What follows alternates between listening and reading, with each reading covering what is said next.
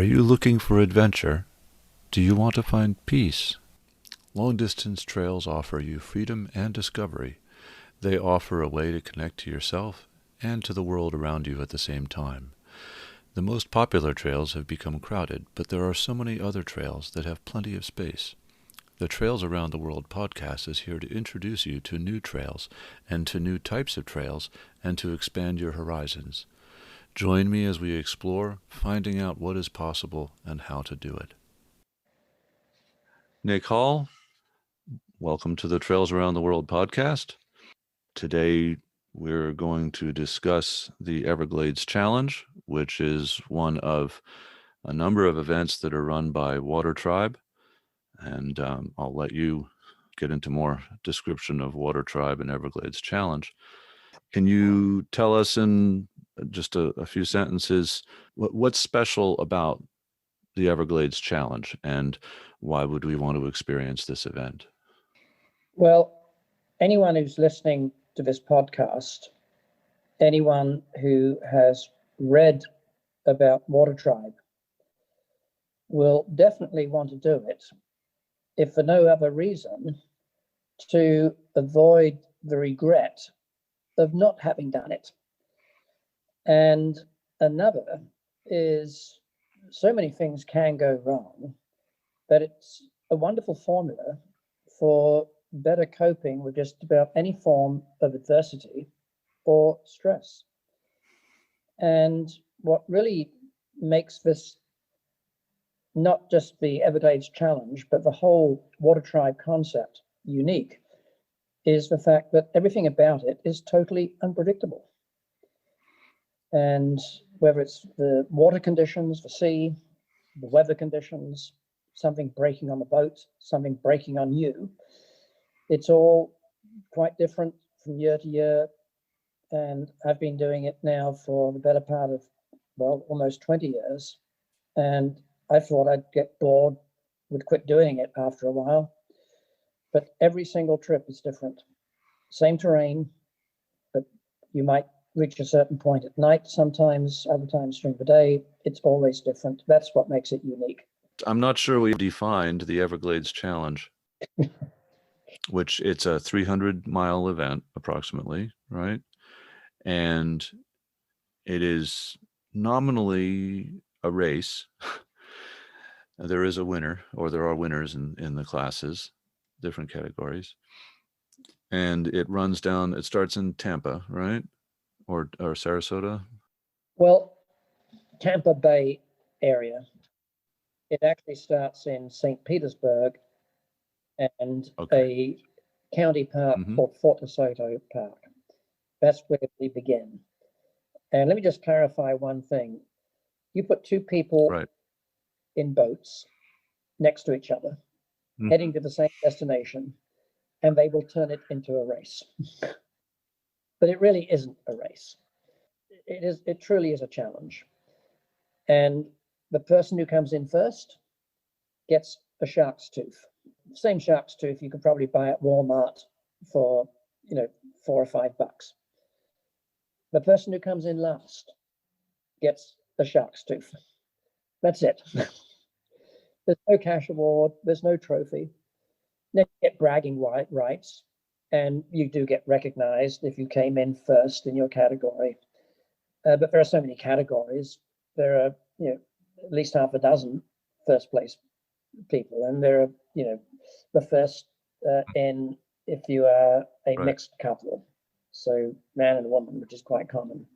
And there's a category for two women together and two men together, and so I have no idea who's done what in terms of finishing. The objective really is to make it to the end in the required time. And in fact, there are people, especially the ones who come from a long way, if they're making good time, they'll stop and just hang out on one of the keys for maybe a day, or they'll stop at restaurants and eat. And the attitude is, look, I flew all the way from California to do this. I'm not going to race to the end and then just sit around at a cottage in Key Largo for several days. I came down to enjoy the journey, the Everglades. And so people who are very fast often come in close to the end because they really wanted to soak up as much of the enjoyment of it as possible. And that's the category I'm in. There are some racers, there are some serious racers who, for personal reasons, want to see how quickly they can do it. And you rarely see them because they arrive in Key Largo after maybe 2 or 3 days, and then they get bored and they take off. The rest of us, I think, are cruisers. Mm-hmm. We go down really to enjoy the journey. Right. And the different categories are also along the lines of what kind of boat you're in, right? I mean, there's a kayak that's paddled, or a kayak that is sailed, or a monohull sailboat, or a catamaran, and this kind of thing, right? Yeah, I can't remember all the different categories. There are so many. In the early days, it was nearly all sea kayaks. Very few people even had sails on. If they did have sails, they were those little Pacific Action sails, which you just fit to the bow. No armors, no keel, nothing. You're really good for downwind sailing. That's it. Now, those are the minority boats. The fleet has been taken over by the Hobies. And there's some now, compared to the early days, there'd be maybe 20 boats on the beach. Now there'll be 120. And they range from stand-up paddleboards. Right. We've actually had people finish it on stand-up paddleboards. Windsurfers. There are still a handful of sea kayaks, but many designs, including right. That's right. 20-foot sailboats. Sea Pearl are quite popular, and that's a 21-foot boat. And the rule is you have to launch it from the high tide mark, and they'll be out there with pulley systems and waiting out to set an anchor, and they'll use rollers, and they've got to go to all the checkpoints. They'll have to take the masts down whenever they go under a low bridge. So, and they do it. So you see all kinds of things. Now there's a division which people are actively participating in, the solar division. So they'll have an electric motor. But the rule is they can start out with a fully charged battery, but they have to sustain that charge with solar panels. The rules that you started mentioning there are really, in a sense, what defines who can compete. Because as you said, the boat must be launched by hand from the high tide mark on a beach at the beginning. And then I remember, I think at checkpoint 1, there was a low bridge that had to be passed under, and then that was eliminated a few years ago. But that was a big divider of the boats, because there were boats that could easily fit under that, and then there were boats that could not and had to be de-rigged to get to the first checkpoint. Am I right? That's correct. There were actually 2 filters. One was a very, very low bridge that now we could get the Hobie Islands under. The mast would fit under it. It was tight. Right, so maybe 25 feet clearance or something. Close to a low tide, do it. Probably more like 20 feet. So a regular sailboat, Sea Pearl, for example, is not going to do it. But the big thing was the tide, because it was so shallow that even a kayak would be hard pressed to make it up some of those little creeks when the tide was running out. And so the large sailboats, they might make good time, but then you go past them, they'd be anchored off to the side, waiting for the tide to come in, so there was enough water to get the boat up there. And that was the condition. You had to arrive at the checkpoint with your boat. You couldn't park the boat and just walk in. You actually had to have the boat with you. I remember I found it a fairly astonishing incident, because normally you have, 8 days to finish the event, I think? Yes. The award ceremony is around lunchtime on the Saturday, and we launch on Saturday at 7 a.m. the week before. But you have actually through Sunday, but no one's going to be there. The fun of it is actually arriving. And I remember this astonishing year when 2 professional racers showed up with a Tornado catamaran, which is the old Olympic catamaran that has a Portsmouth number that's very, very low. And they managed to de-rig it and get under that low bridge. And they did it in, what, a day and 3 hours or something, 27 hours, something like that, if I remember correctly. Yeah, which is 300 miles. It was, I think, just under 30 hours. Yeah. Yeah.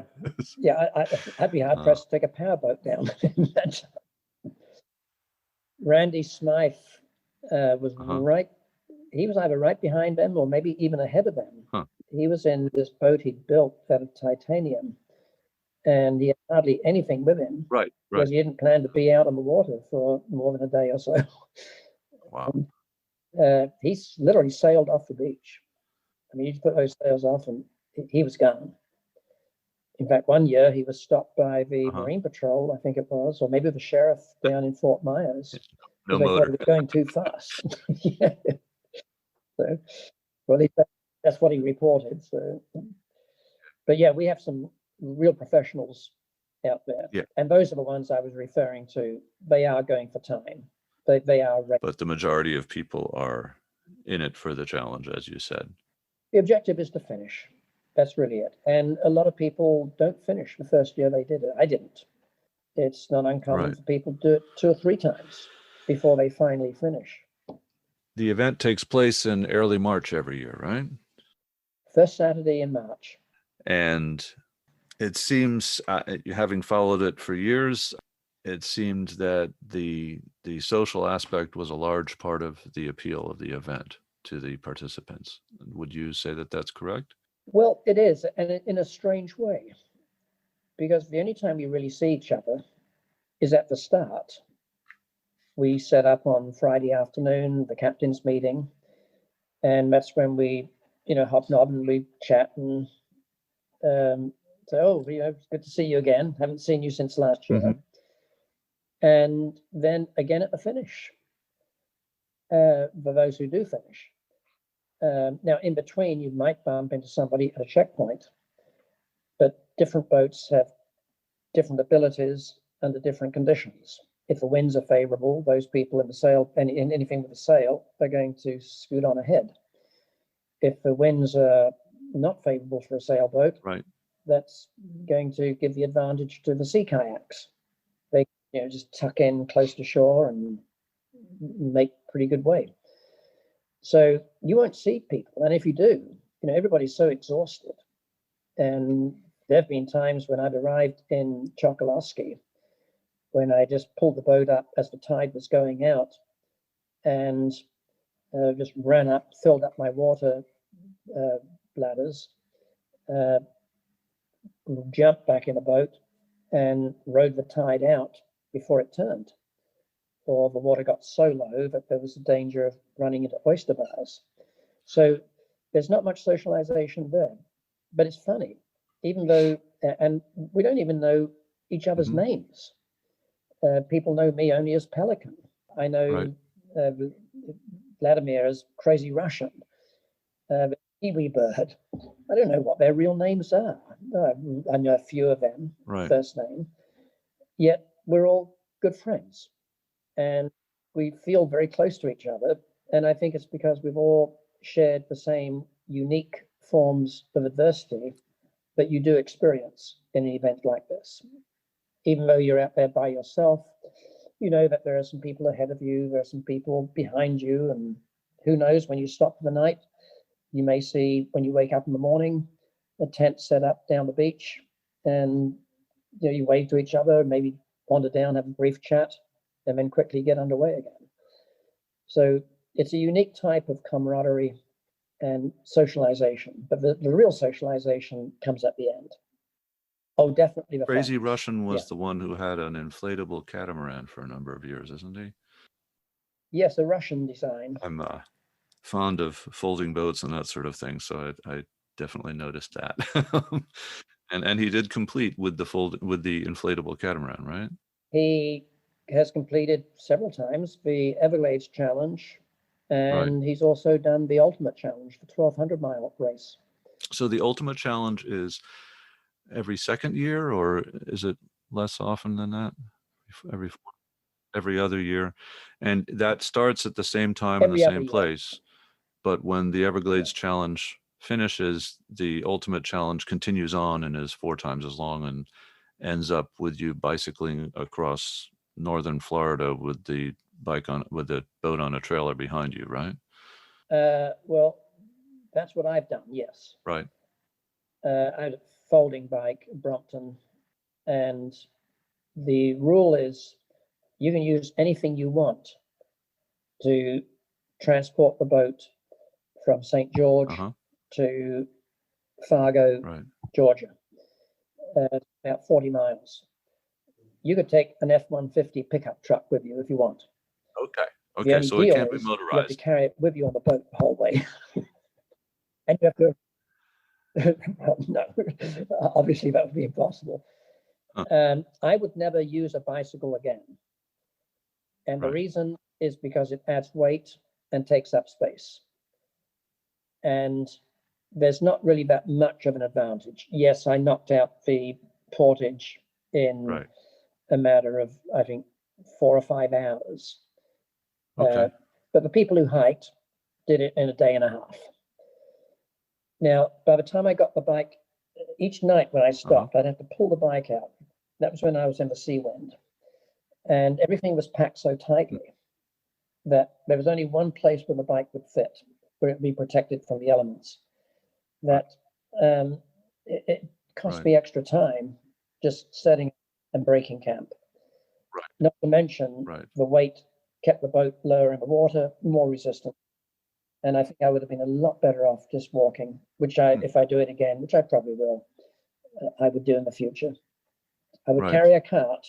The boat would have to be on wheels. Because you've got probably over 100 pounds of gear that you've got to lug it.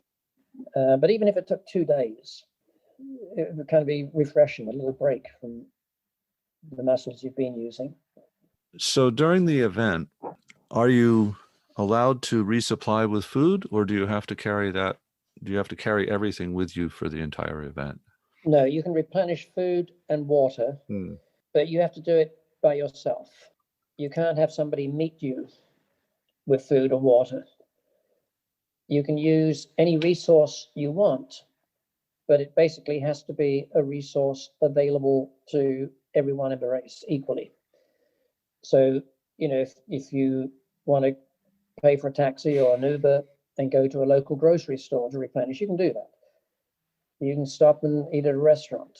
If you break something, you can go to a hardware store and buy whatever you need, or call the local Hobie dealer and ask them to ship it to you, and find someone nearby who'll let you do that. So you can use those types of resources, but you can't have somebody meet you under a bridge and hand you a water bottle or a replacement part. But yet, you can't carry enough water with you for the whole trip. That's not the ultimate challenge. I've heard it said about sailing that even if one sails in the same place for one's entire life, every time you go out, it's different because the conditions are different. The water is always different. The same water is always different day to day. The weather, of course, changes everything. That's been my experience, although I like to vary the places I sail. When I lived in the West Indies, every week, as part of my job, I would sail from Grenada up to St. Vincent. It was an overnight crossing. And one of the things I learned out there in the Atlantic and Eastern Caribbean is about, I would say, 90% of sailing is pure bliss. The other 10% is sheer terror. And you never know when it's going to happen. And it doesn't matter how predictable you think it is. You're absolutely right. Things change, and very, very quickly and unexpectedly. And that certainly is true of the Everglades Challenge. I like that about outdoor pursuits in general. It's relaxing, yet it does hold your attention. And in a sense, that holding of your attention and the focus that demands is part of what makes it relaxing. It's when one meditates, one focuses on one's breathing, and it's somewhat like that, where one has something to focus on that is fairly consuming and requires presence of mind or being present in the moment, but it's not always stressful. It's usually not stressful in the same way that a day-to-day job, for instance, is. Mm-hmm. You said you've been doing this for almost 20 years.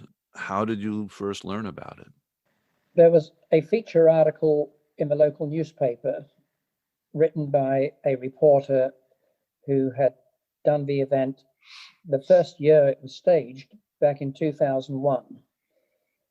And when I read about it, I made up my mind, this is something I want to do. I had once been in a kayak when my family and I were on vacation. It was a little toy, really, that we rented from the hotel and went off in the protected area. So I knew nothing about kayaks, didn't know there were so many different types made for different conditions. Spent the better part of a year researching it and showed up on the beach in 2002 with a little 12-foot sit on top made by Hobie Cat, had a pedal drive in it, and people laughed at me. They said it was a beach toy, which it probably was, but that's how I got started, and I've been using Hobies pretty much ever since. Mm-hmm. How far did you make it to the end that year? No, I didn't. I made it down just past the first checkpoint. Yep. But I didn't feel too badly about it because most of the people dropped out at the checkpoint. Right.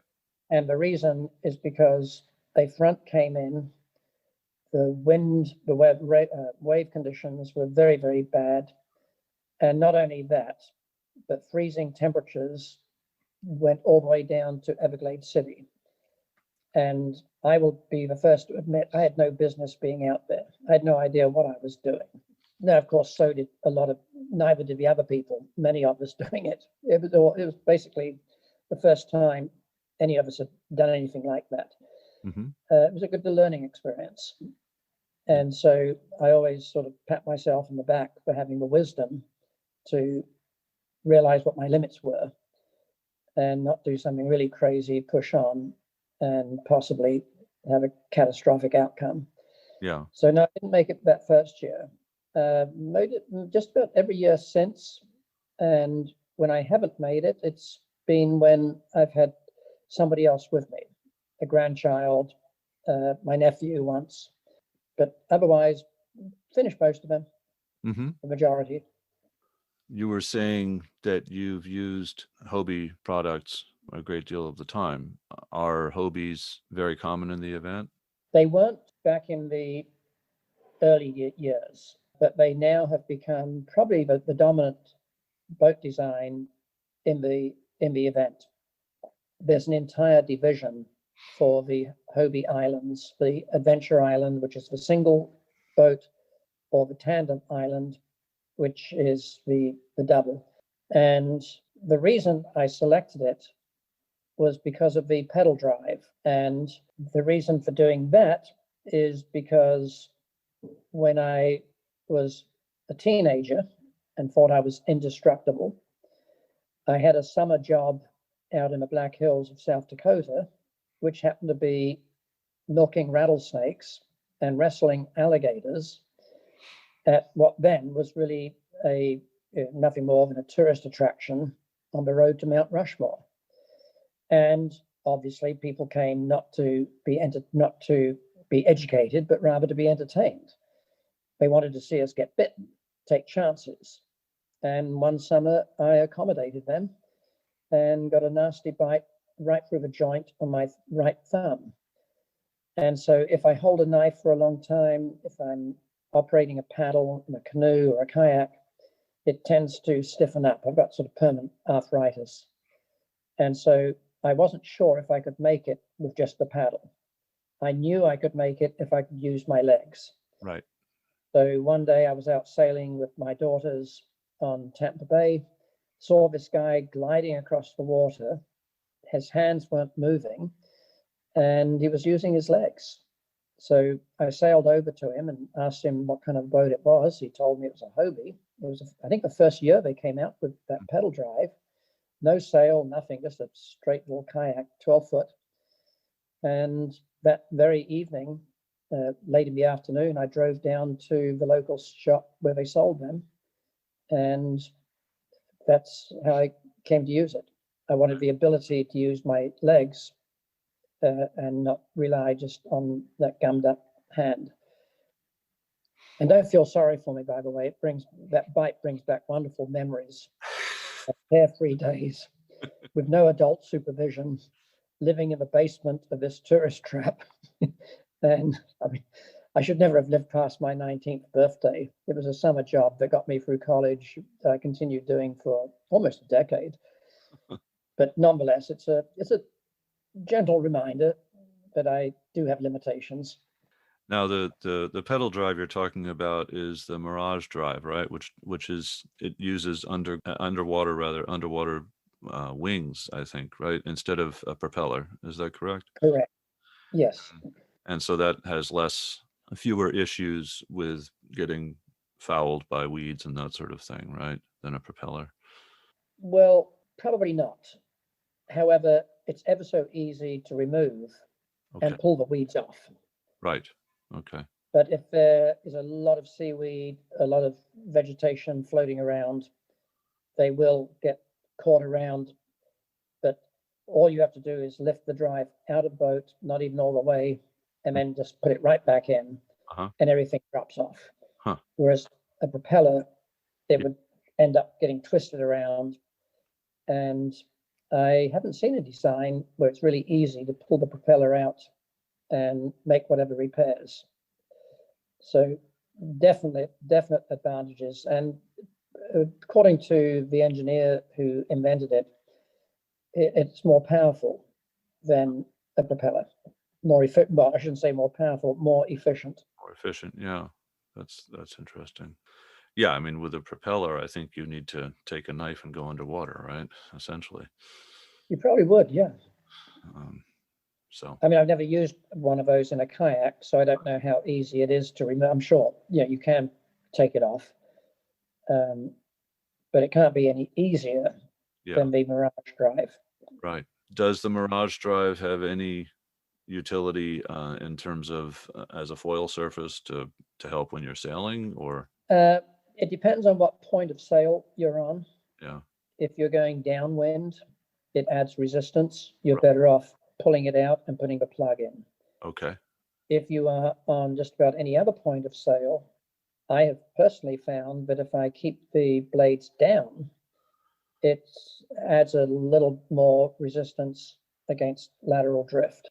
Now, of course, the Island series have armors, pontoons, so it's not necessary for stability. Mm-hmm. It might be my imagination, but it does seem to me that it helps.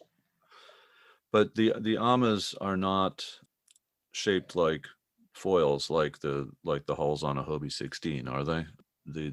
Do they have foils in the amas, or do the amas themselves provide the lateral resistance? Well, they pretty much float right on the surface. Right. They're not embedded in the water. So do you have a lead board or dagger board or anything? Oh yeah, there's a dagger board. Okay. Yeah, it swings down from the hull. Right. Okay. That goes from the center hull. It's off to the side, actually. Right. Okay. So let's back up a little bit. And your name is Nick Hall. Can you tell us a bit about your background and your adventure resume, as I call it? The adventure part of the resume was, I think, fueled by Robert Louis Stevenson and other writers.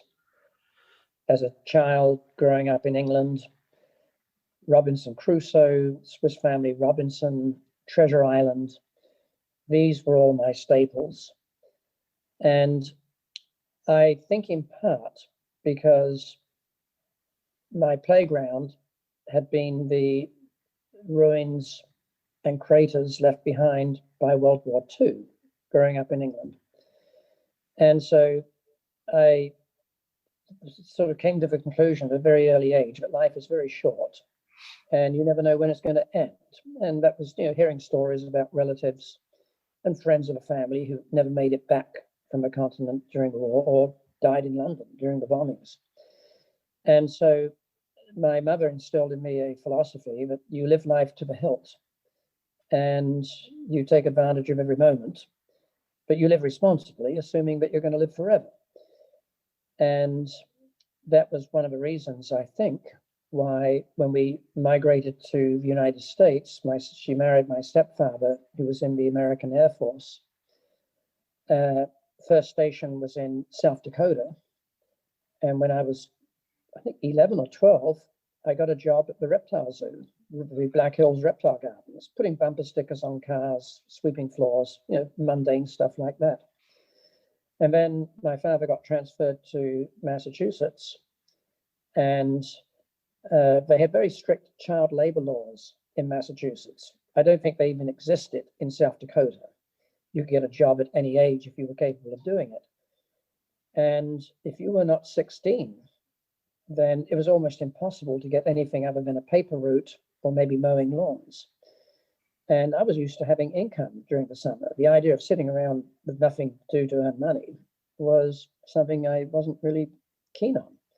So I wrote to my boss, Earl Brocklesby, the owner of the reptile gardens, and said, if I come out there on a bus, can I sleep in the basement, save money? I'll keep an eye on the place at night and have my summer job back. And he wrote back and said yes. And each summer, people would get bitten by rattlesnakes or alligators. It was like a battlefield promotion. And it wasn't long. By the time I was, I think, 16, I graduated to milking rattlesnakes. And then the next summer, the alligator wrestler was bitten. And I took over that job too. The owner, a book has been written about him, by the way, was an extreme adventurist. And he would do the most crazy things. We would go on rattlesnake hunts in the Badlands, and he would challenge everybody with him, mostly his employees, to see who could go the longest without drinking any water. And the temperatures were in the high 90s, 100 degrees. I mean, crazy stuff like that. He would come into the kitchen at the reptile gardens, put a pan of water on the stove, put his hand in it and say, okay, I'm going to challenge somebody to put their hand in with me, and let's see who's first to pull their hand out. He would come to you on payday with your check and offer to flip you double or nothing for it. I mean, it was, everything was risk-taking, and you can imagine the types of people who worked there were like-minded. The people who weren't didn't last very long. And so I grew up in that environment. And one summer, I met a couple who were riding their bicycles across the United States. Never occurred to me you could do something like that on a bicycle. I thought they were toys. You just used them to go to the grocery store, ride to school.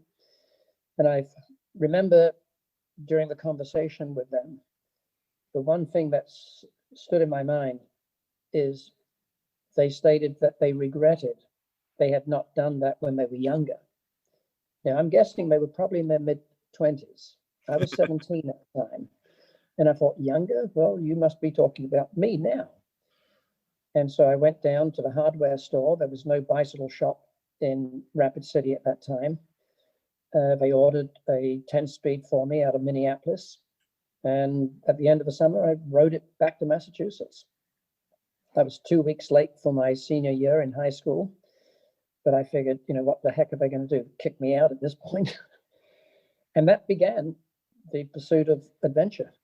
And you've continued bicycling, right? Yeah, in 67, on a dare from Earl, my boss, who said it would be impossible to ride a bicycle down the Baja Peninsula in Mexico. It was at a party, and I I probably shouldn't have admitted this since I was underage, but after quite a few adult beverages, I said, yeah, yes, you can. Of course you can. I could ride my bicycle down that easily. Now, of course, I'd already done the 1,800-mile ride back to Massachusetts. And he said, it can't be done. I want you to prove it. So I didn't really, I was really bluffing. I didn't know if I could do it or not. And so I started making excuses. I can't afford it. I need a different type of bike. He said, I tell you what, I'll pay for the trip, all of your expenses, including a new bike. And if you make it to the end of the peninsula, you won't have to pay me back. And so then my excuse was, well, I'm going to college. I can't drop out of school. He said, of course you can. People do it all the time. And there were other people there, my friends, other employees. And so I did it. And I said, all right, so are you going to buy me a bus ticket to go down to Tijuana and start? He said, oh, no. He said, I start from Rapid City when I go down every winter to collect snakes and lizards. You're going to start from Rapid City. So I had 1,000+ miles to go from the Rockies before I even got started on what I thought was going to be the ride. And I didn't know anything about it. But when I approached La Paz, which is about almost 1,000 miles down.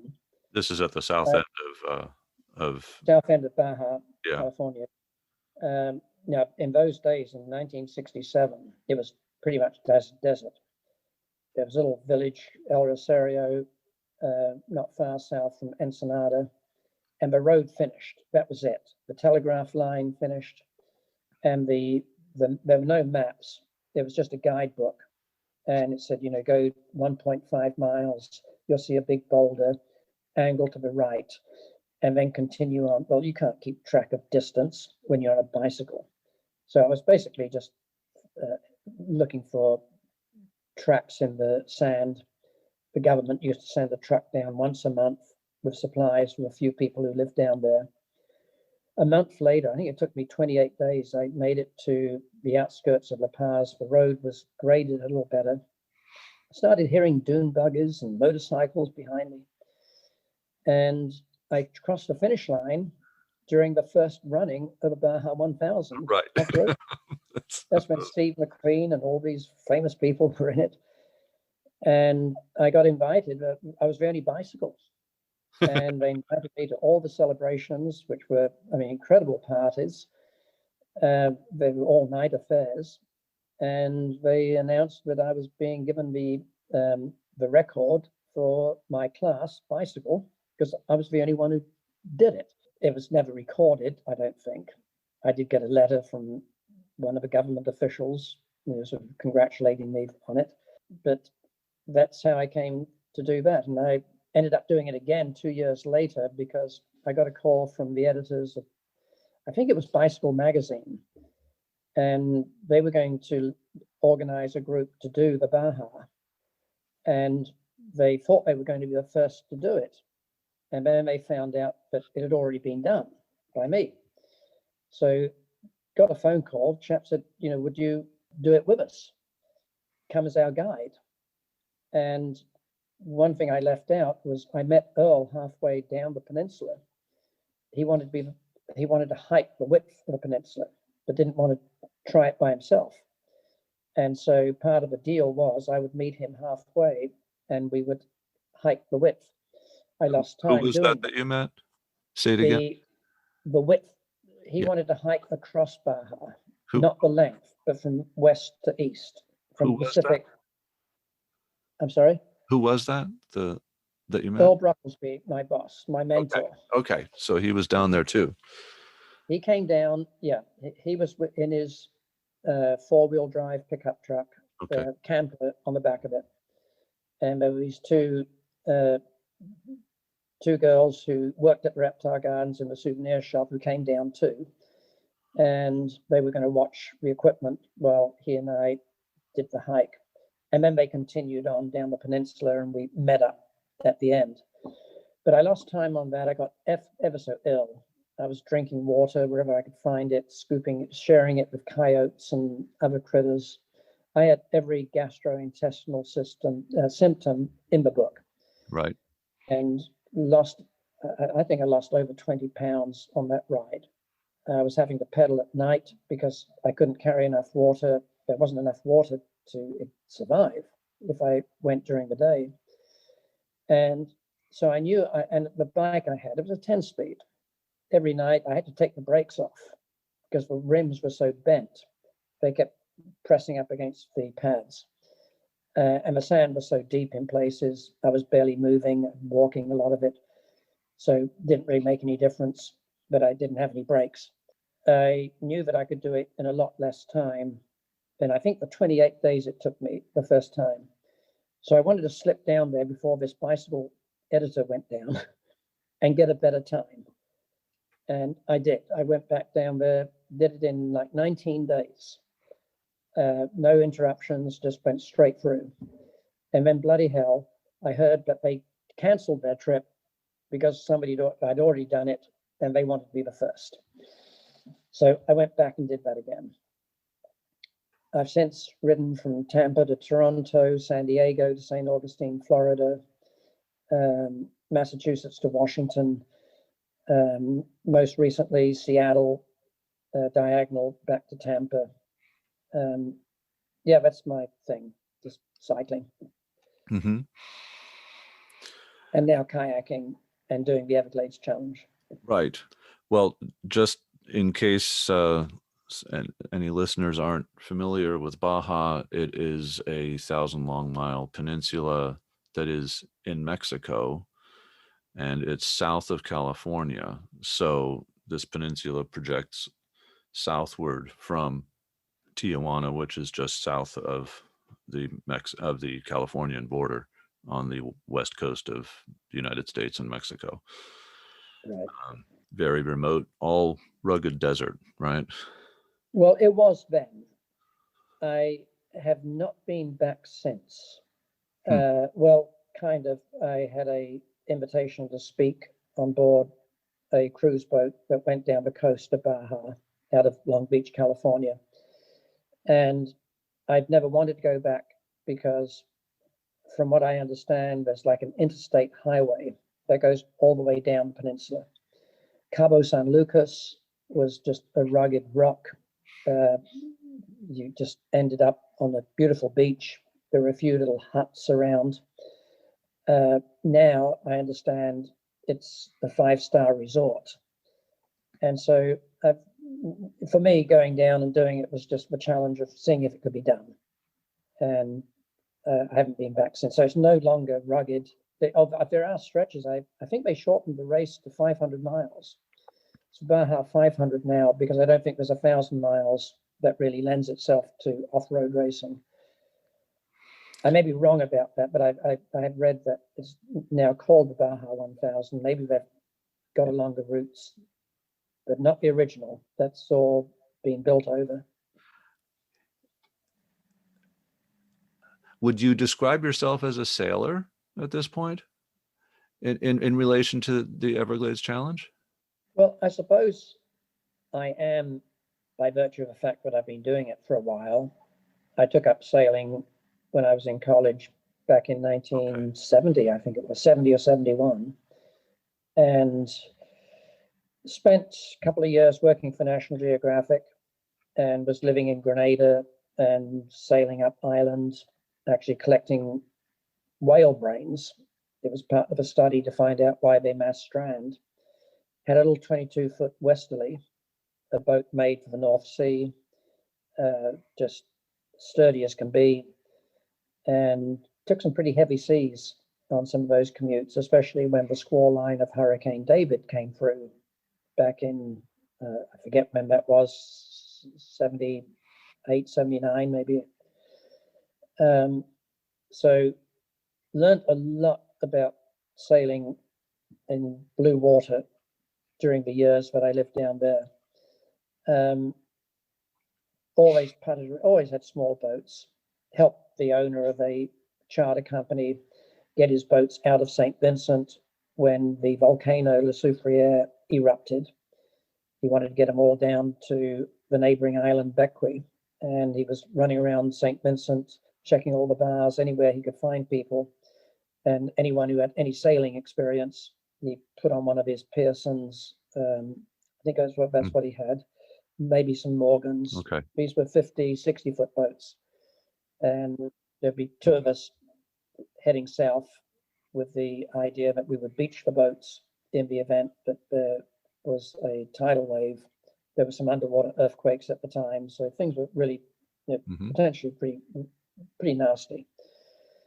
So I've had very different types of experiences, but my favorite type of sailing is what I do in Watertribe. They are, I think, technically kayaks, but they are really sailboats. You can take the mast off, you can take the armors off, and run it as a kayak with or without pedals. But I think the attraction and the reason for using them in Watertribe is you've got so many options. If the wind conditions are good, you can sail. If it's headwinds, more than 18, 20 miles an hour, you can take the mast down and just pedal. So many options. And it's very comfortable too.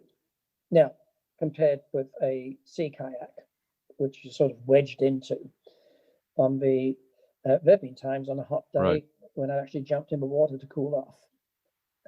You can pull yourself back on with ease. There's no fancy technique you have to do to squeeze yourself back into a conventional sea kayak. So they have become very popular. In fact, Chief Steve Isaac, who founded the Watertribe, has declared it probably the perfect boat for adventure racing. You put trampolines on, carry all the gear you need. It's right there at hand. Now, like any boat, of course, things can go wrong. And when you've got pedal drive, sails, rudder system, there's more that can go wrong too.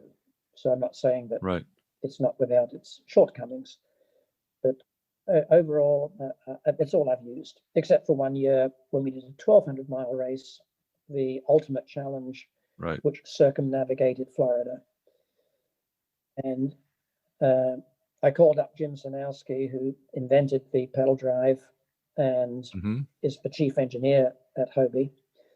And I said, do you have a deep hull boat that would carry more? Because we're going to do this 1,200-mile race. And he said, no, we don't. And I said, well, would you have any problem if I got a canoe, a Kruger canoe, which is considered one of the best out there, as a decked canoe, and had them cut a hole in it and put your pedal drive in?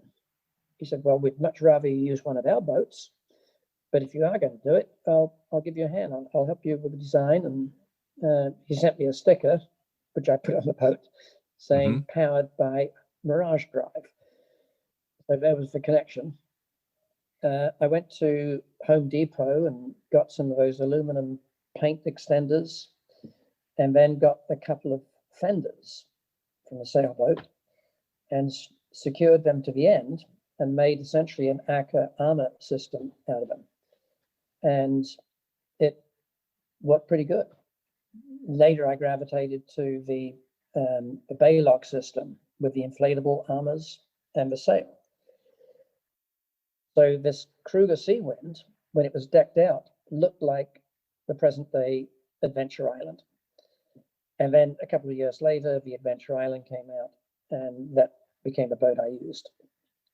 And when I started doing it with others, moved up to the Tandem Island, which came along later. The Kruger Seawind, is it? The canoe that they produce? I think they have several models. That's several models, It was, I think he was I remember an interview on the Furled Sails podcast years ago. Was it Kruger himself, or was it the guy who had taken over the company from him, who used to paddle the event with a single paddle in the Kruger boat? He was very well known for that. Well, Verlin Kruger, who designed the boat, was a participant in the very first Everglades Watertribe event. he's also the person who set the world's record, I think, did 29,000 miles in one of his boats. Did that with his, I think it was his son-in-law, forget his name, he was a park ranger, but so the two of them did this epic journey up through Canada waters, up into the Bering Sea, down the Pacific coast, around Cape Horn, up the Mississippi, the Colorado River, backwards, and out the St. Lawrence Seaway, down the Atlantic coast. It was a bizarre trip, extraordinary. Mark Predeluski was his assistant, and he took over the company when Vernon died. And Mark he participated for a number of years, and he's still an active Watertriber, but I think he's got a family now and he's got limitations on his time. So we haven't seen him at the beach up on the launch for quite a few years, but he's still connected. I remember when I first heard about Vernon Kruger and learned from Mark that he had cancer and was dying, I bought a plane ticket and flew up to Lansing, Michigan, because I wanted to meet the guy and talk to him, because I've always been intrigued by ordinary people, which he was. He was a plumber. He was not a world-class sailor. Never been in a canoe until he found this broken down boat in his yard after he retired and just started fiddling with it. And extraordinary man. And I remember what really stuck in my mind was he grew up, I think, the son of a sharecropper. Mm-hmm. So he'd experienced adversity at a very early age. The whole family never sure where the next meal would come from during the Depression. And so self-made man, successful plumber. And I think, as a result of that adversity in his early days, he basically had a sort of a learning set for dealing with stress. He didn't know what it was. And that's what I was interested in. How did he deal with adversity? He didn't really know what the word was. And he said, when you survive World War II in a tank on the battlefields of Europe, you can, anything else afterwards pales by comparison. And especially with his childhood. And that's one of the reasons why I think, and I made my comment at the beginning, why should people do this? Because this is a adverse experience and it is not staged. You're out there. People have died in these events, and mostly probably related to medical issues, but still, you've got to be prepared. And when you do finish, it doesn't matter what happens next. It could be years later. You can always complete that statement. I am glad I am not, sitting in a kayak with waves coming over me, or on a rock jetty with a broken boat in a storm. And so it really is a very powerful tool for dealing with adversity. And I think everyone, yourself included, probably has had, you have to have bad experiences when you do these sorts of things, whether it's a long hike, bicycle ride, doesn't matter. You find yourself in these rapidly failing environments and you have to figure out a way to get out of it. I hear you focusing a lot on the challenge aspect of it, and of course it's called the Everglades Challenge, and many of the activities you've undertaken have been in nature. And so how do you feel that the Everglades Challenge relates to the nature side of the equation here in terms of appreciating the outdoors? All of the Watertribe events will take you into unique environments. And you are, especially in the Everglades Challenge, well, after you get past Marco Island, immersed in it. But even when you are in the running down the coast of Florida at night, and a lot of us do run through the night, there's very little light pollution when you're a mile or two offshore. The stars, something you often don't take, you just don't pay attention to them when you're in the city. I was really struck when we had the race, challenge, after, I forget which hurricane it was a few years ago, slammed right into our checkpoint in Chokoloskee. Everglades City was basically leveled. And there was a lot of concern whether we'd be able to get through. We were advised to stock up on water in Marco Island because we may not get any more water that was drinkable until we got to Key Largo. And so going through the Wilderness Trail, I was struck by the fact that there was no damage at all. Now, in Everglades City, we made camp on what was left of a pier, just a chunk of concrete sticking out of the water. All the connections with the land had been blown away. So we basically had it to ourselves. That was the year I did it with my grandchildren, I think for the first time. And we had our tents set up on it. Destruction all around. Blue tarps on buildings. Buildings that had been there, the ranger station, destroyed. But once you got into the backwaters, everything was normal. The channel markers were all gone, but the passageways were there. And it struck me that Mother Nature is designed to handle that. It was all the human stuff that was destroyed. The birds were out, the alligators were swimming around, the turtles were abundant.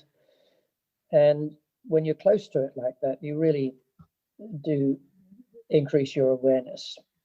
And not only that, but there are three very different ecosystems that we go through. There's the Gulf of Mexico, or the Intracoastal Waterway, and we have a choice of which one we take. I usually prefer to stay outside in the Gulf. Then there's the 10,000 Island area, going through the Everglades, a unique ecosystem. But then the 30, 40 mile stretch from Flamingo on the edge of the Everglades proper over to Key Largo, Florida Bay is basically a breeding ground for a variety of aquatic species. There are birds out there, fish, turtles, and they're all small. Well, not all of them, but a lot of them. And the average water depth, I believe, is around 3 feet. That's average. Now, there are channels that are deeper that you can get boats through. So you see all this stuff. And if it's not at the surface, you look down in the water and there it is. So you become acutely aware of how powerful nature is, but at the same time, how diverse and beautiful it can be too. You're using a tandem island now? Yes. Always used to use the Adventure Island, but then my nephew, who was 14, I think at the time, my wife and I have raised him, wanted to do it. And so I got it. You know what? Before that, I had a friend who was an avid canoeist. Stopped to help somebody on the interstate. He was a strong canoe. I mean, really into it, built his own boats.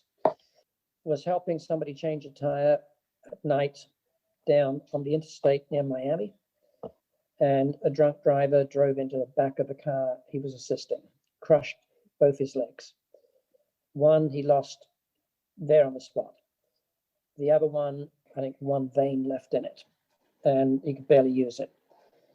And he always wanted to do the Everglades Challenge ever since he heard about it. And this was after I started doing it back in the early 2000s. And I said, I tell you what, Riley, you get your weight down close to mine and we'll do it together. Not thinking he would do that. He got out in his wheelchair every day and he'd go miles. Losing weight, he went on a diet, he'd get in the swimming pool and do strokes. And then I had this dilemma. Hobie did not have a tandem.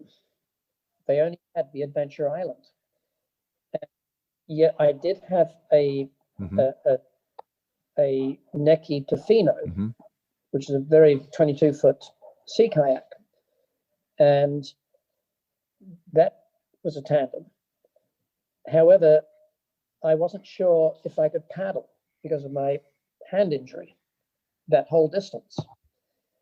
So I called up Jim Sanowski at Hobie Cat, and I said, Jim, do you have any plans to build a tandem version of the Adventure Island?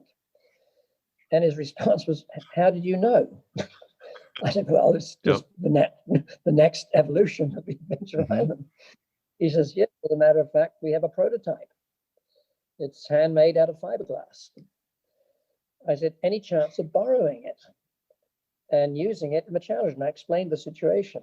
He said, well, let me talk to the owner. He said, we really need it as a mold, but let me discuss it with him and see what he says. And next thing I knew, they shipped it out in a semi, and it bounced around a bit and had a few cracks and leaks, but fiberglass was easy to repair. And that's what Riley and I ended up using. And Jim decided he was going to do it as well. And his then girlfriend, now Elena's his wife, she decided she wanted to do it too. So he made another prototype, slightly different features because he wanted to test them out.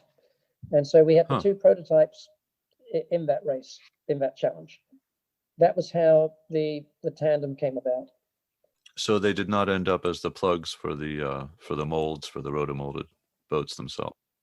No, they started from scratch, and they had to chop the two I've got, I believe, are 20 feet, and they had to chop 2 feet off to get them to fit into the ovens. So these I turned them into flour. What are you going to do with a boat like that? Well, anyway, they were made for testing purposes. And the point you're bringing up is actually something I've noticed over the years, is that many people try new boat designs or experiment with unusual boat designs in this event. You've got B&B, where they've been designing boats and then eventually started designing boats specifically named after the challenge, that were shallow draft but able to handle the deep water and this sort of thing. But those are plans and kits that they sell. But then you've got some other boats where I remember there was a trimaran that was very light, very fast, had swiveling acas on it. Does that ring a bell? I think scissors or something. There have been so many designs, and you're absolutely right. A lot of people will use that event to test either a new design of a boat or their equipment. I remember going down to the Miami Boat Show. It was a year when Larry Smith, the guy who invented the Scarab boats, and personally, I think set every speed record there was at the time. In fact, by the way, he was in the first running of the Baja 1000. He was on a Husqvarna motorcycle, but crashed, injured his knee, didn't finish. We met up decades later, and we were chatting, and I asked him what happened to his knee, and it was a boating accident. He said, no. He said, you've probably never heard of it. I was in the Baja 1000, the first running of it back in '67. And I was there. He said, actually, I said, Larry, I am familiar with it. I did it too. I was on a bicycle. He stared at me. He said, are you kidding me? He said, everybody ridiculed me after that. He said, Larry, you didn't finish it. This kid did it on a bicycle. What kind of a wimp are you? And he said, I thought they were joking. I didn't realize they were serious. But anyway, he really got big into solar and was working with Hobie, Power Film Solar in Iowa, and Torpedo, the German company that makes electric motors, to basically design a solar-powered kayak, TI. And so he had this design, asked me if I'd be willing to test it for him. And he wanted me to start in Key West and take it up to the Miami Boat Show and arrive at the show with fanfare and whatnot to show that this could be done. And I agreed to do it.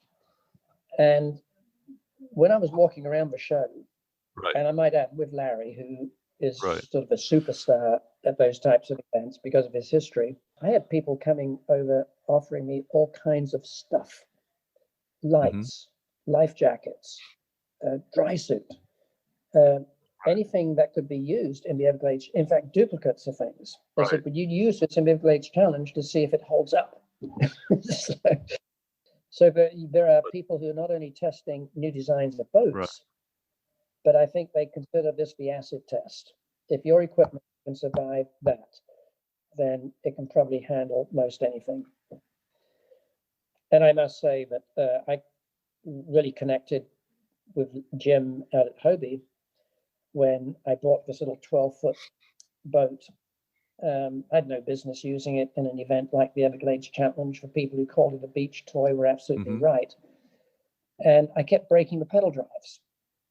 Every other week, I was going back into the local shop, Tackle Shack, and they kept replacing it under warranty and calling Hobie headquarters and saying, you got to figure out what this guy's doing, what needs to be modified. And one night, Jim called me on the phone. He said, Nick, I want to introduce myself. Can you tell me exactly what you're doing? That, when these chains, that I was breaking cables, I was breaking chains, bending masts, but that was easy. I was bumping into things.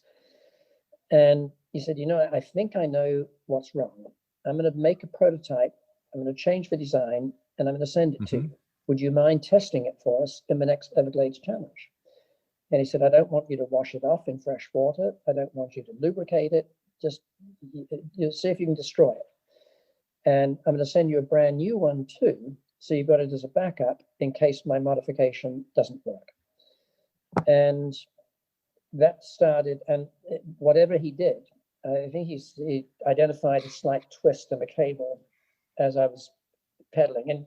But one of the things he said was, we've put 1,000 hours on these in this great big tank we have, and they're operated with the electric motor. But he said, you put more miles on these boats just in training and during the Everglades Challenge than a lot of people put on in a lifetime. And he said, you're going through every condition, sandbars, oyster bars, bumping into channel markers at night when you've been running for 24 hours.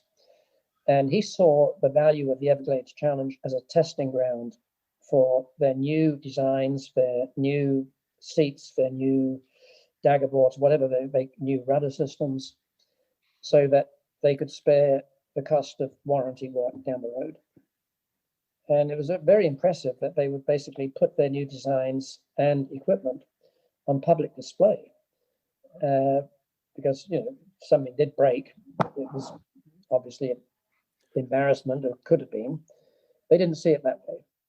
They thought, great, we know exactly what we have to do now. And what you're saying, in a sense, cuts to the crux of why I was interested in doing an interview about the Everglades Challenge, because it distills the skills, the equipment, the knowledge, the experience of an expedition in a small boat, and it exposes you to almost everything, so that on the one hand, if your time is limited and you can only get a week off from work, you can go out and do a real expedition in this format, using this structure. And all the elements of such a small boat expedition are there, and at the same time, it's a known quantity. What your objective is, and it's been done before, and so you can use other people's experiences to prepare. So it's and at the same time, if you're just looking to learn the skills, it's also probably a pretty good test bed for that, although one needs to bring some experience when one starts. When you're running the event, do you camp? Yes, I tried to go for as long as possible the first day. In fact, when I used to do it by myself, I always like to do a day, a night, and a day. So would set out at 7 o'clock or thereabouts on Saturday morning at the launch, and I would not stop until Sunday night, and usually early. And the reason is I wanted to get ahead of any bad weather. If I was going to get delayed, if I was going to take my time, I wanted to be further down the course. So if a front came in and I had to stop because the conditions were just too bad to continue, I wouldn't be fretting that, oh God, I'm not going to finish. And so the first day you're fresh, you've had a good night's sleep in a proper bed the night before, you've had good food to eat. But then after that, it's all camping. And sometimes, just curl up on the trampoline on a boat or just sit in the seat. If you're in the mangroves in the Everglades, there may not be anywhere to stop. You may not be near one of the chickees, or it might be on a beach. Oftentimes it is. We try to find places to camp. We don't camp illegally, intentionally. There have been times when I've broken a boat and I had to pull up on the nearest beach. It was late at night and I had no choice but to pitch my tent. And I've had many interactions with law enforcement because of that. But when they find out what you're doing, they say, you really shouldn't be here. This is a park, the public park. Of course, there's no way of telling that when you come in from the water. But I understand you did the right thing by getting off the water with that broken rudder or whatever, the leak or whatever. And so, especially the marine people, anyone who is familiar with the water, know that, when you get in trouble, you come to the nearest land. And if it happens to be a golf course or on the intracoastal waterway or whatever, they look the other way. But we don't do that intentionally.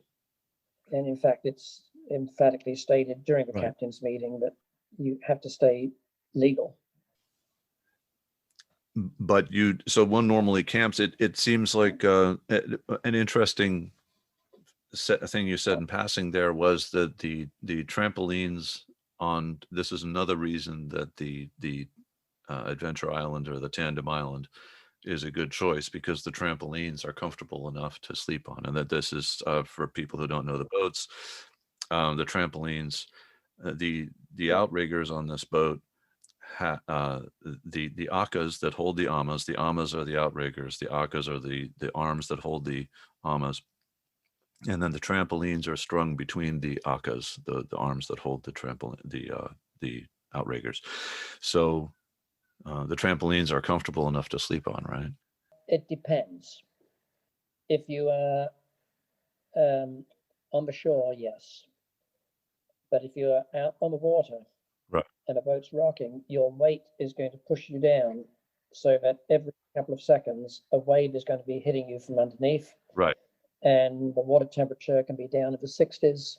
And even if you're in a dry suit, it's not the most comfortable. Now, a lot of people have now built platforms in sections, so they can actually set a tent up on the Jim Sanowski comes out now, and he's been doing the challenge the last several years, and he uses an adventure island that I've got at my house, and that's what he does.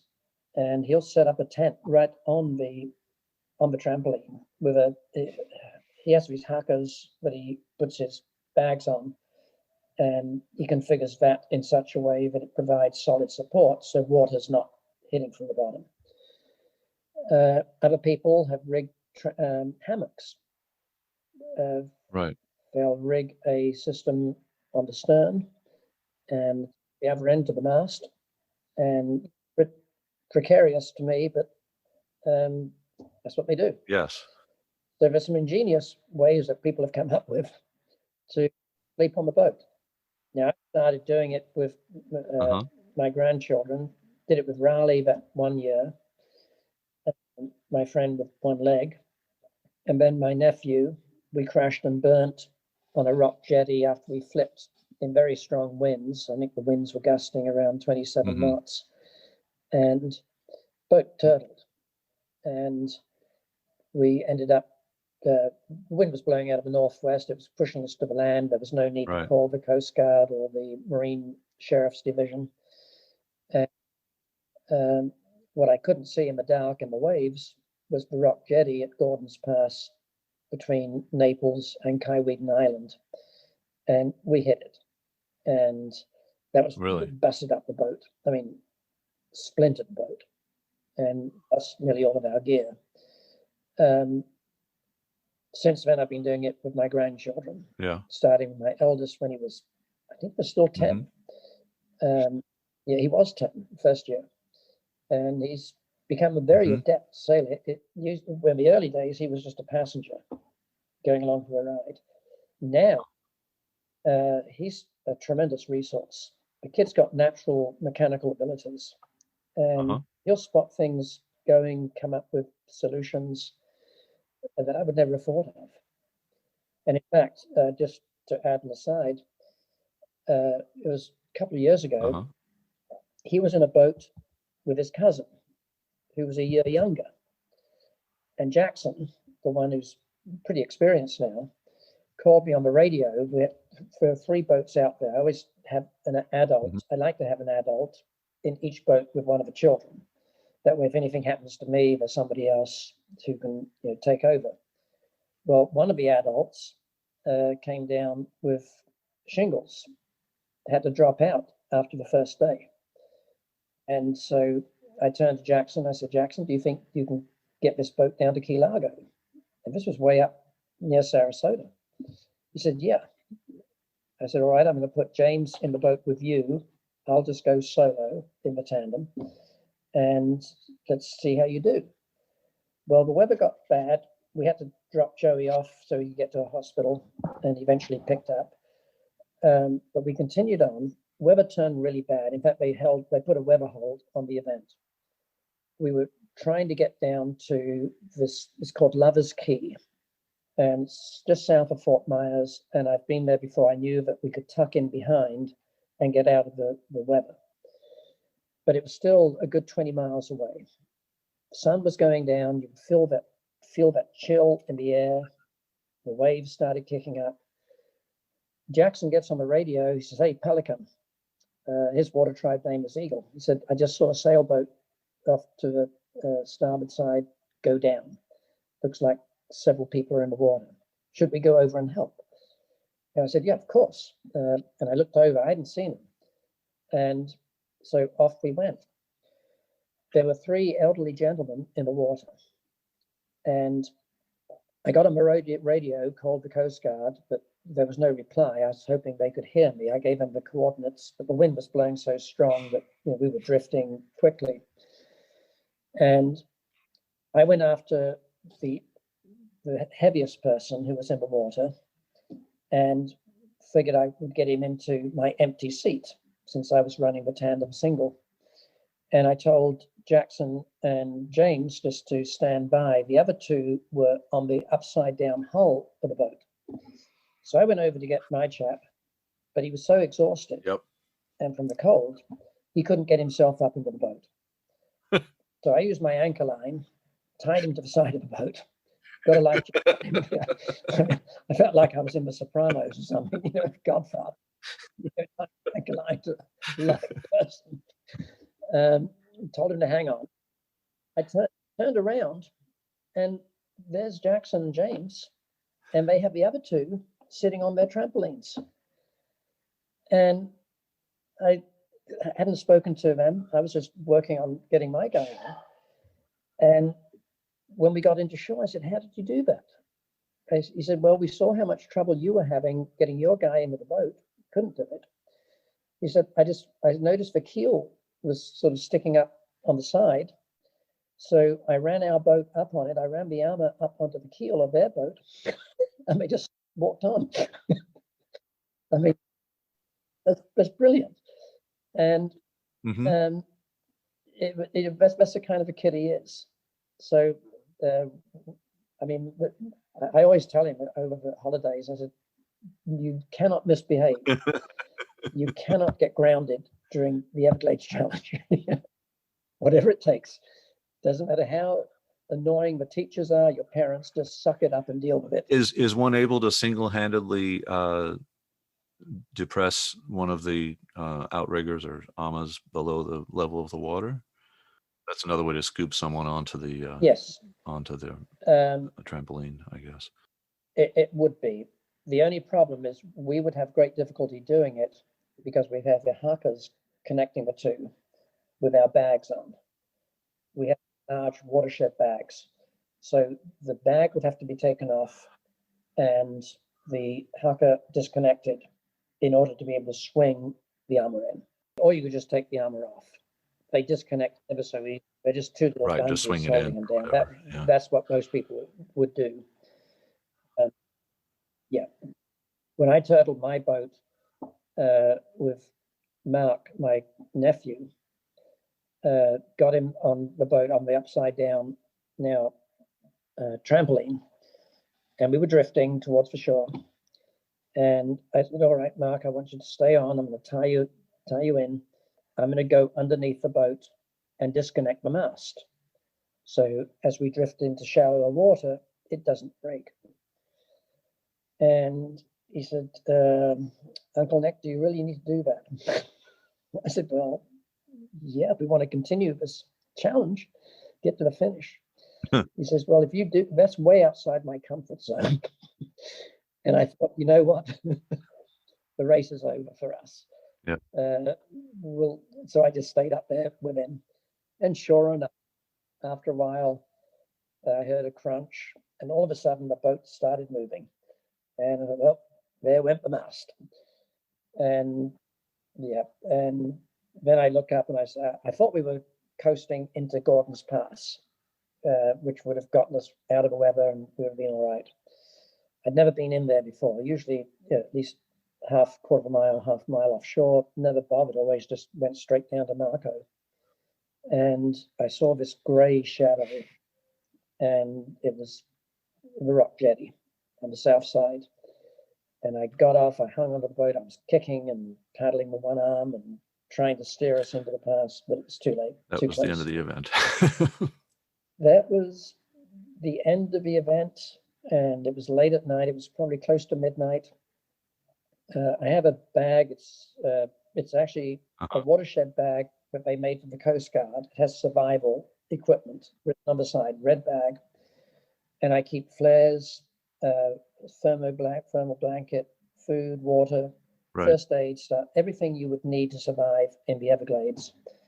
And at night when I'm running in rough conditions, I tie it to myself. So if I go overboard, I've got that bag with me. And you can trap air in it, and it's got little valves to do that. You can blow air into it, so it'll float, and you can use it in addition to your life jacket to float. So I grabbed, that came with me as I walked off. I'm dragging it behind me, and that's all we've got. And there was this mansion on the end of Kaiwegan Island, and it was this guy Donahue.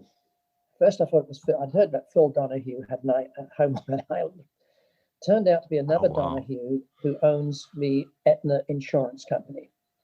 He built a beautiful mansion for his kids, and side by side, he owns that whole north part of Kaiwegan Island.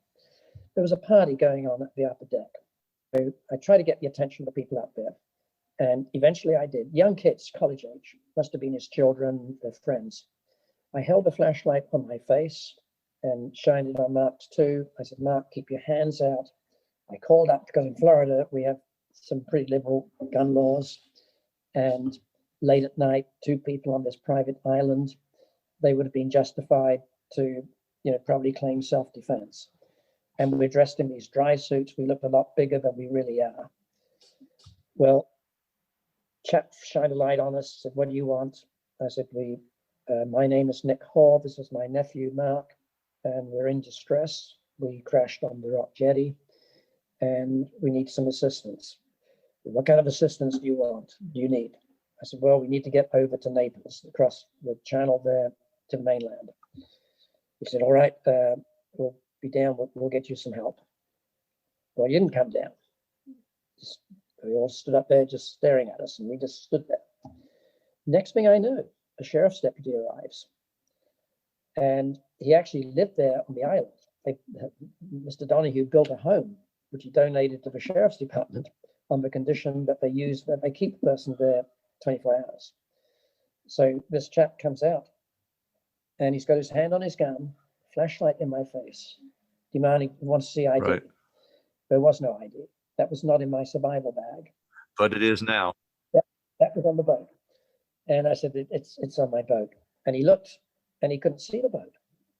And he said, I didn't see any boat. I said, well, it's because on the other side of the jetty. And he didn't believe me. And he wanted to wade out and see it for himself. I mean, he thought we were there to rob the place. Well, he got about halfway out. I didn't go with him. He had his black leather boots on. I mean, in the salt water. This is obviously, why won't he take my word for it? He saw the boat and he came back. And all of a sudden, his demeanor changed totally. Took us over to his house, had his girlfriend make us some tea and coffee. Took us in his boat over to the mainland. Didn't have any money. Loaned me $50 so I could buy a dry suit and a sweatsuit for Mark and me, and just for basics, because all we had on were our dry suits and underlayers for that. Right. Took us to I think it was a Days Inn. It was actually a Days Inn in Naples. And I didn't have a credit card, but he let me use his cell phone. Mine was still on the boat, to call my wife. And of course, hotels will take a credit card number over the phone. And next day, Dave picked us up at the hotel, take us back out to the now destroyed boat.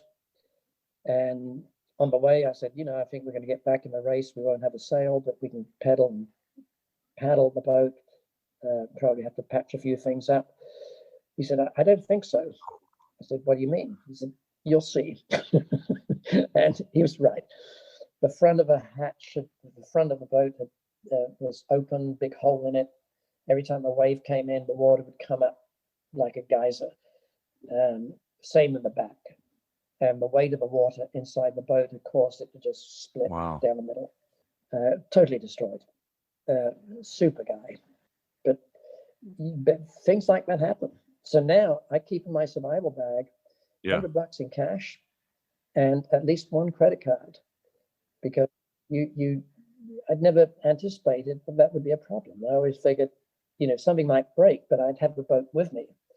I could get whatever I needed, and if I was really going to be in bad straits, it would be down in the Everglades where there's no civilization.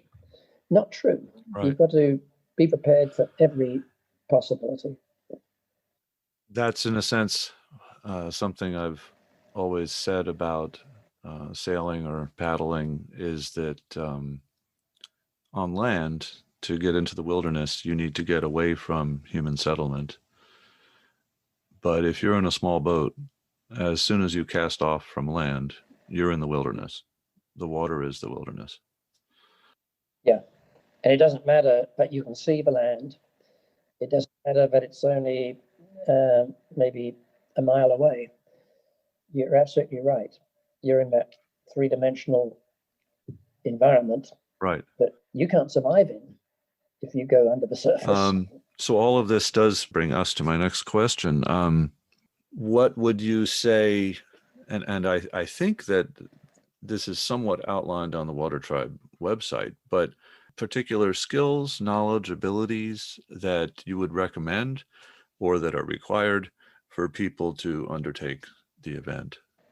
It would be complete familiarity with your boat. One of the first things that I did the first year I did the event was I took the boat out, not on a nice day, but on a nasty day, because I wanted to experience the type of conditions that I would be in if a boat were going to capsize.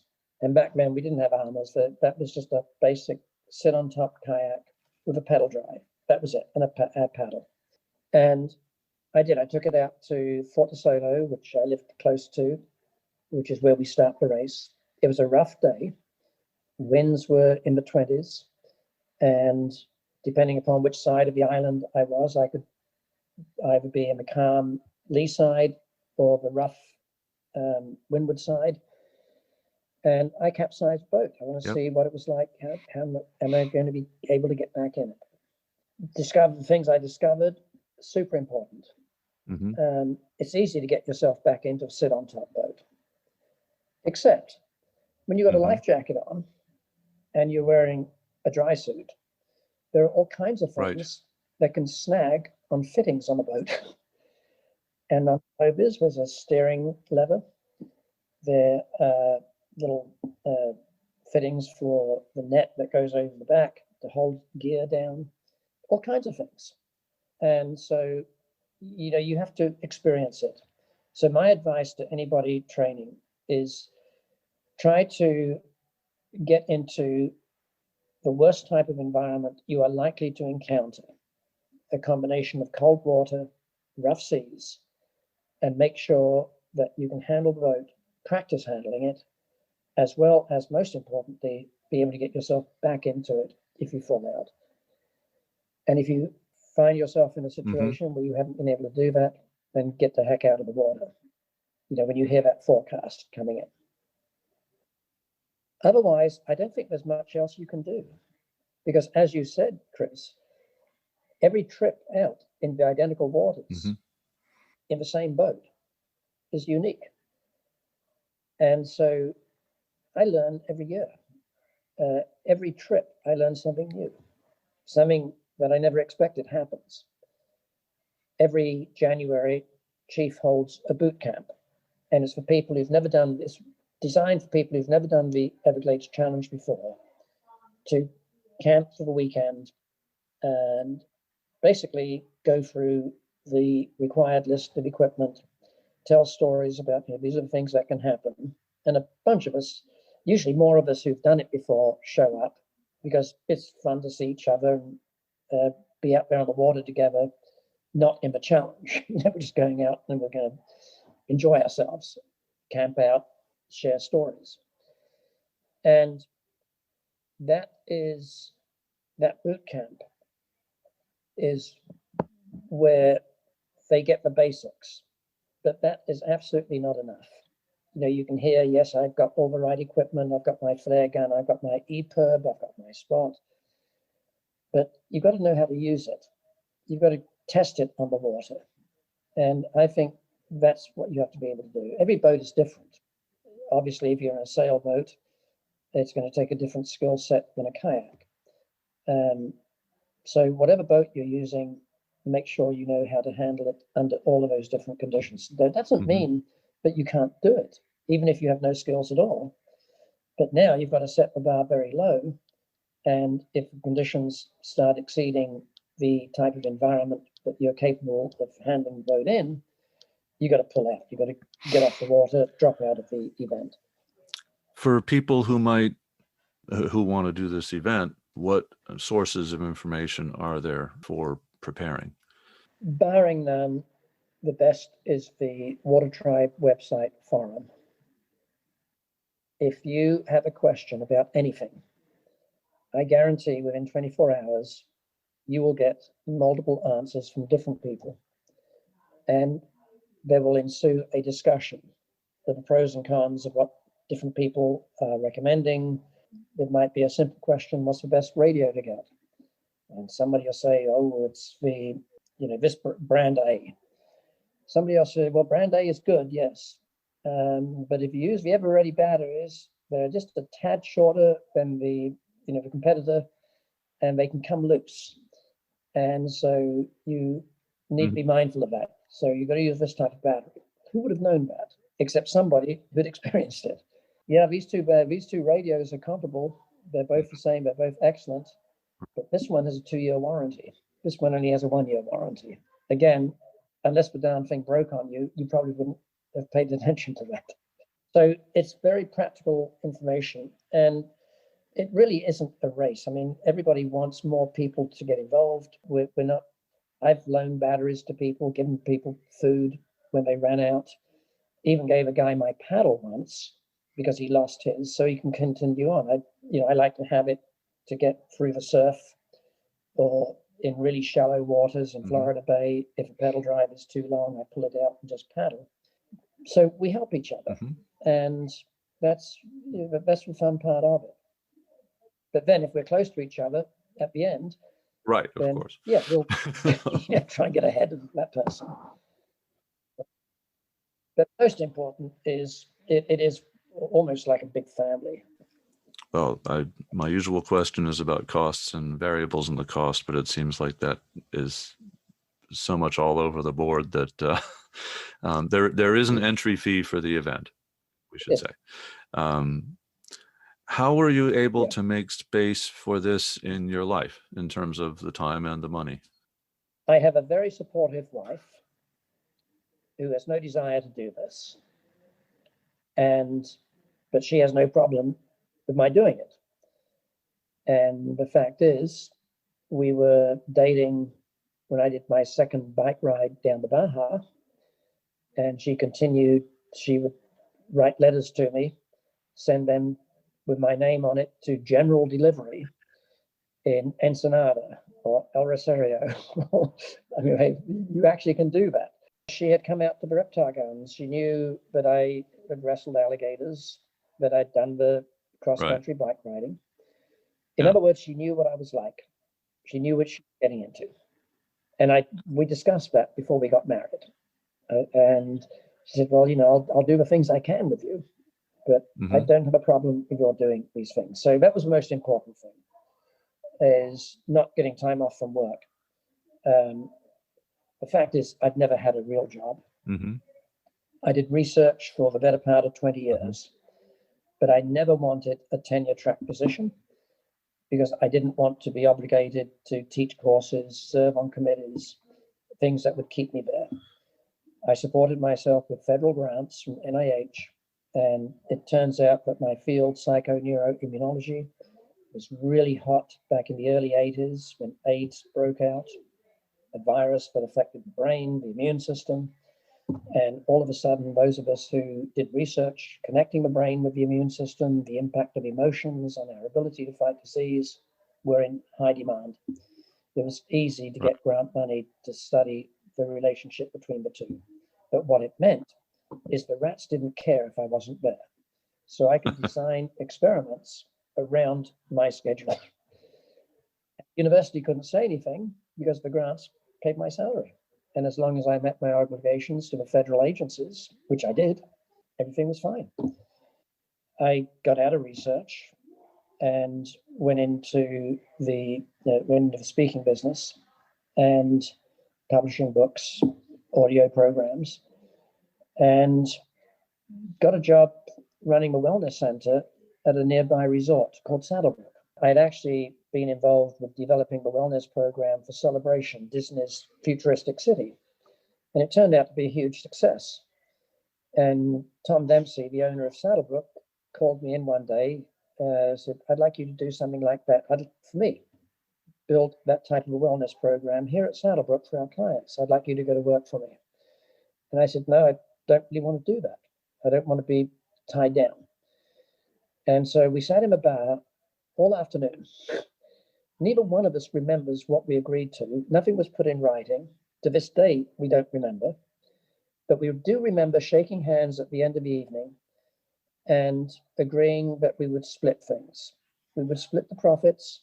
We would split the expenses, which meant I could make as much money as I wanted. If I wanted to work hard, or if I wanted to walk away, I could. And that's exactly what I've done. I took a whole month off to do the first running of the Ultimate Challenge, the race of 1,200-mile event around Florida. Tom shook his head. He said, Nick, why are you doing this? March is our shoulder season. It's busy. We get a lot of local Florida businessmen. We're going to lose a lot of money with your being gone. I said, Tom, I don't care about the money. I want to do this event. And he said, you're stupid. His model is power and making money. Mine is having enough money to go on the next adventure. But when I got done, when we had site visits, and I would be talking to a client about what I would do for them, Tom would be there at the dinner. And he said, tell them about what you did last summer. He would use that as a marketing tool, the fact that I'm doing these things. And so I had complete freedom to come and go. Of course, he had the freedom to take away the keys. That was over 20 years ago. And I still run the wellness center at Saddlebrook. At the university where I teach now too, this last summer, I needed to take I had to take the whole summer off. I didn't know how long it was going to take me to ride my bicycle from Seattle back to Tampa. And I do these by myself, no support. There's no vehicle carrying stuff. And I realized it would be tough because, especially in Washington, the restaurants were closed, hotels were closed. Fast food restaurants was only letting people buy limited menu items from the drive-up window. And you know from your experiences, you've got to worry about nutrition, getting the right foods. And you're not going to be in very good shape at the end, at least, nor during, if you're living on truck stop food. They were open, they had to be, and fast food. But I was forced to do that. And when I would like to have taken shelter in a hotel, when I encountered snow in Billings, Montana, I couldn't find one because they had limited. Right. They were only making every other floor available, and spacing people out every other room. So even though they weren't really full, right, they were filled to their safety capacity. So it was a rough trip. And I knew I was going to have to take the whole summer off for it. I went to my dean and I said, look, I'm going to do this. And the fact is, since 2015, I've done a series of rides across the United States on behalf of Rotary International and their End Polio campaign. And Bill and Melinda Gates, their foundation, matched every dollar I raised 2-1 as part of his endeavors. And we raised a lot of money between the ride from San Diego to Florida, from Tampa up to Toronto, Canada, this last summer from Seattle back. I've got one more left in that series, and that'll be from Vancouver down to Tijuana, run the western coast, probably year after next. And I went to the dean. I said, look, I'm going to do this. And I said, I've got enough leave time. I'm willing to burn it all. She said, well, we really need you to teach during the summer. I said, well, the other option is I'll retire now. So, I'll retire now and get my leave time paid to me, cash out, or I'll do it anyway and burn up my leave time and teach for you in the fall. Well, she made it happen. Great person, great lady. And right. So that's how it always works. And I was prepared to retire. I only do it because they needed somebody and change in leadership at the university. But I'd much rather have the freedom to go off and not have to worry about staying home over the weekend because I have to prepare lectures for the following week. Thank you for that account of a lifetime of finding ways to do these adventures. I try to always ask that question, and I think it's one of the biggest issues, because if you can't find the time to do the adventure, to go out and do the trail, then what are we discussing, right? But most people's lives just don't have very much time between job and kids to do it. Well, so many people too will wait until they retire. I've known a lot of people who said, oh, I admire you, all these things you do, and I can't wait until I retire, and that's when I'm going to do it. They retire and they've lost the will to do it. Yes. Or they've developed a medical condition that prevents them from doing it, or they have new responsibilities that they didn't have when they were younger. And I always remember that young couple at the reptile gardens. They are the ones who inspired me when they said, we regret we didn't do this when we were younger. And that's a question I always ask. The Everglades Challenge, riding my bike from Seattle, knowing that the COVID-19 was going to be a real issue. The question I always ask is, number one, should I do this? Can it be done? But the question that determines my ultimate choice is, what will I regret not having done at some future date? And then it becomes very clear. That was a question I asked myself. I was offered a postdoc when I graduated with my PhD in Galveston, Texas. wonderful opportunity. Not a postdoc. I'd already done my postdoc. It was a faculty position, tenure track, working with a guy who the lab had, the director of it had won the Nobel Prize a couple of years earlier. It was going to launch my career. And at the same time, I got a letter from National Geographic. Now, I'd spent 2 years working for the US Navy, training whales and dolphins as part of a stress-related communication study. And I get this letter from National Geographic saying, you know, we'd like to give you funds to lead an expedition to the West Indies and find out why whales engage in mass beachings, swim up on the beaches and die. And it was going to be a 2-year project that would require me headquartering close to this little island called Bequia, where coastal whaling still went on, so I'd get specimens. And it was a real dilemma. I went to my department chairman, the dean, said, what do you think? And I said, Nick, you've got to go to Galveston, the University of Texas Medical Branch. You've got a brilliant future ahead of you. If you go to Grenada, St. Vincent, the islands, there's no library, no medical school. You won't be able to continue your work. You'll fall behind. You won't be able to keep up with the literature. Fred King, my chairman, said, and you'll probably rot your brain out with rum sitting on under a palm tree, which was actually rather appealing to me. And I made up a list. I could list all the reasons I should go to Galveston on a legal pad. The reasons for going to the West Indies, a postage stamp. And then I reframed the question, what will I regret not having done at some future date? And I thought, you know, what the hell? If they want me now at a top-rate university, I can get a job teaching at a high school, a junior college. I'll find something. Somebody will want me. And within 24 hours, my wife and I were packing up and literally sailing off into the sunset. No regrets. The guy who wanted me in Galveston said, Nick, it was the best decision you made not to come to us. He said, I was offered the chairmanship of the Department of Biochemistry at the George Washington University.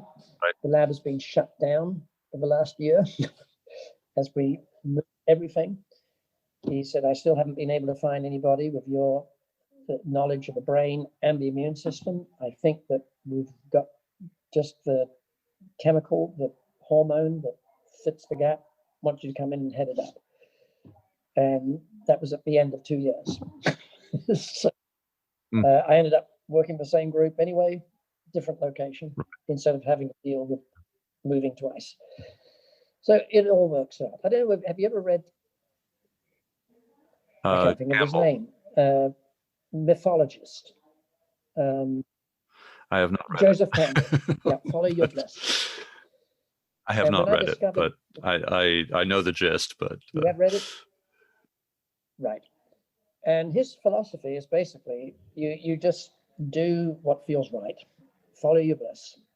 And he said, you may not know where it's going to lead, but when a door opens, it reveals other doors that you can pass through. And it wasn't an instruction, but it was putting into perspective, so almost justification, because I realized that's what I've been doing all these years. This is an aside. I used to sleep in jails when I was in high school. I didn't have money to stay in hotels. I would go into a restaurant. I'd sit at a table where people had just left and there was still leftover food. And I would inhale it before the waitress had a chance to clean it off. Buy day-old bread, beefaroni, make sandwiches out of it during the day. And I discovered when I was awakened late one night in O'Neill, Nebraska, sleeping in a park, no tent, just a sleeping bag. 2 policemen thought I was a vagrant. They said, get on, you got to get out of town. You can't sleep here. And I pointed to my bike and said, I'm on a bicycle. Then they realized I was pretty young. I said, how old are you? I said, 17. And I said, well, you can't sleep here. So we're going to give you 2 choices. We can take you into the jail. And if you come with us voluntarily, we'll book you as a lodger. And we'll let you go tomorrow morning. He said, if you refuse to come in voluntarily, we'll take you in and we'll book you as a vagrant. And you'll have to wait till court Monday morning for the judge to let you go if he decides to do so after you pay a fine. So, I'm saying, well, what time is checkout time? Do you serve breakfast? The usual question.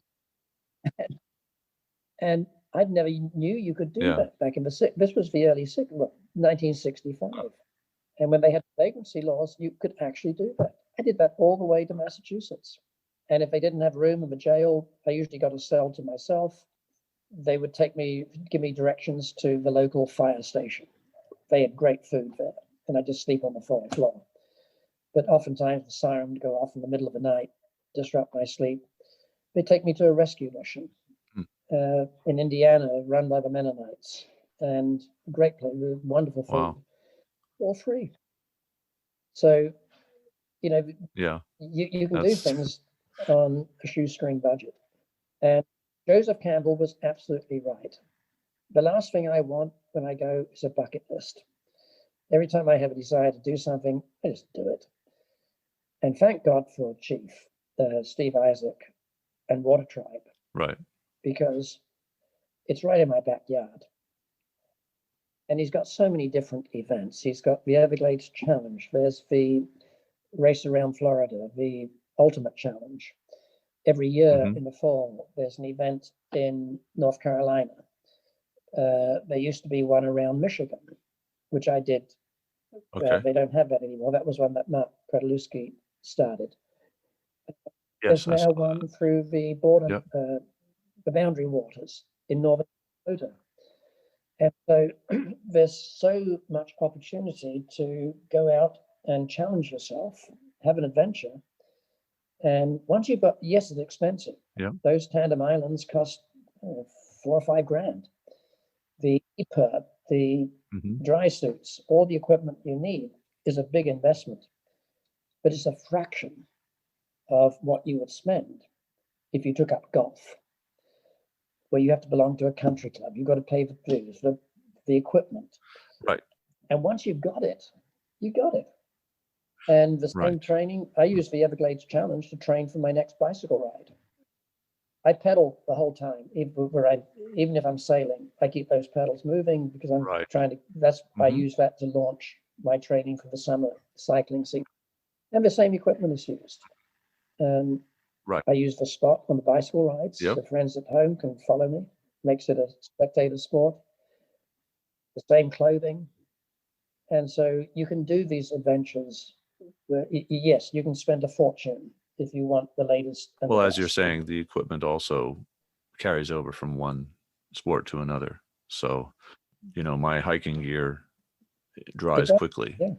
So at the local place I've been sailing, they were at first a little surprised at the gear I was wearing because it's actually hiking gear. But, it wasn't the same sort of tight-fitting gear that they were wearing for sailing. And there was a very sort of set idea of what fashion you should wear for sailing in Japan, apparently. And so, they saw me show up in my hiking pants or whatever and sort of canted their heads and looked at me and said, are you dressed properly for sailing? And I said, yes, I am. And I said, hi, dozo, go ahead. And they stopped asking because they saw that indeed what I'm wearing dries out almost immediately, which is a requirement of hiking clothing as well as sailing clothing. Yeah. And also sun protection. And many of the requirements are the same. So one can just carry over the equipment between one's sports wherever one first acquired it. And of course, if you're bicycling, a lot of the camping equipment is going to be the same as for the sailing for the I use exactly the same stuff. I don't carry as much on the bike because I don't carry my jet boil. Right. I can always get to a truck stop or someplace and a cup of tea or coffee. Yes. But I use the same sleeping bag, same REI 2-person tent. Always go with a 2-person. It's heavier, it's bigger. But if you're going to be holed up for a day or two, you need room to spread out. and dry things and whatnot. So I do afford myself that luxury. It's one investment. Right. Not to mention the cross training, because as you noted, for sailing is a lot of upper body. For me, the kayaking, the small boats, it's I've got the bicycle for the lower body. And those Hobies. I mean, I often tell people it's an all-round exercise machine. Leave the armors at home, forget the sail. Right. Just go out and paddle it. Right. And it's a full body exercise machine. So, you mentioned many of the events that Watertribe has. Do you have your own website or anything? The Watertribe website for the Watertribe stuff, but there I'm not Nick, I'm Pelican. The Rotary International maintains a Facebook page where all the bicycle stuff is. Every night when I made camp, I would upload pictures and dictate, what happened during the day. And that is, I can email this to you as well. It's Pedal Power to End Polio. Okay. Yeah, all run together. That's the Facebook page. My daughter actually runs it. She's a Rotarian as well. And there's a marketing person who's involved too. And I never looked at it. I can never remember my password. In fact, I think Rachel changed it. And I got so sick and tired of people claiming to be my friend and putting all this political and religious stuff on there, but it annoyed me. I just stopped going to it. But Rachel runs it for me. She said, Dad, you've got to have a Facebook page for these things you do. So that would be a place as well. And if anybody is interested and want to follow the same path I did, there's a book called Rattlesnake Under His Hat. And it's by Sam Hurst, Pulitzer Prize winning writer, does a lot of documentaries for PBS.